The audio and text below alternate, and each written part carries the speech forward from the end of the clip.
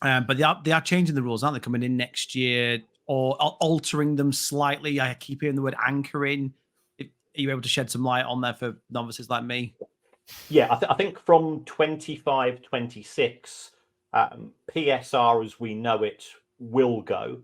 And instead, the Premier League will mirror the new rules which exist under UEFA. And those rules are as follows. First of all, you can under UEFA you can lose 60 million euro over 3 years. So I think the equivalent is going to be higher in the Premier League.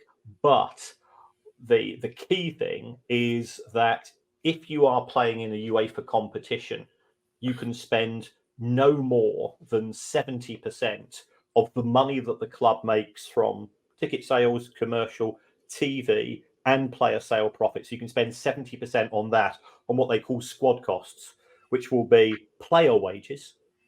And I think there'll be some arguments as to what constitutes player wages at times. Yeah. The transfer fees spread over the life of the contract, which is a thing called amortization. Agents' fees, because agents are the big bad wolf in football. They're the pantomime villain. Any player write-downs. So that effectively reinforces the status quo, because let's put it crudely. Manchester City last year generated £700 million of revenue, which means that they can spend £490 million on wages and the other stuff. Let's assume that Newcastle United generate £250 million in revenue. They can spend £175 million on wages. So they've got a £300 million deficit compared to Manchester City. Manchester City are a very, very well-run club. They don't tend to make many errors themselves. Okay, Calvin Phillips is the one which sticks out. But other than that, you compare them to the number of errors that Manchester United have made in the transfer market, it's very, very few and far between.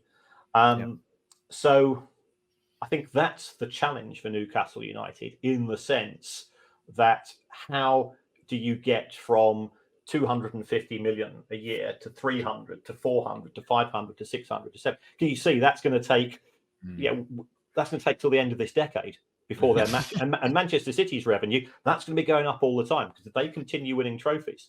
I think the big issue at Manchester City is, as a football fan, I don't think Guardiola gets enough credit for what a genius he is, and how City are going to cope when he leaves. And I think there's a 50-50 chance that he's going to go at the end of this season.